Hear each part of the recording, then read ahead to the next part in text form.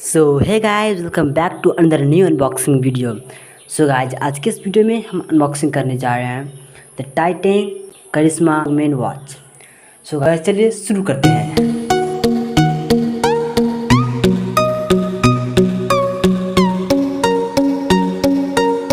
तो गाइस, जैसे कि आप प्राइस देख सकते हैं यहाँ पे 2065 रुपीज़ हमको पड़ा है। प्रिंटर देख सकते हैं यहाँ पे 2495 इसमें दिया गया है, बट हमको ये 2065 रुपीज़ पड़ा है। तो इसको यहाँ से खोल लेते हैं। जैसे कि गाइस यहाँ पे ये है हमारा वॉच, इसको भी रखते हैं साइड। यहाँ पे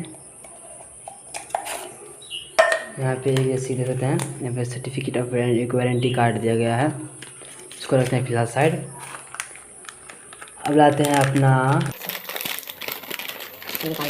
तो गाइस, जैसे कि देख सकते हैं यहाँ टाइटन की एक ब्रांडिंग रखते हैं फिलहाल साइड। सो गाइस, जैसे कि देख सकते हैं ये वॉच, इसमें डेट एंड टाइम भी दिया गया है और डे भी। सो गाइस, इसका बेल्ट देख सकते हैं, रिस्ट स्टेनलेस स्टील का है, यहाँ पे एक टाइटन का लोगो। इसको यहाँ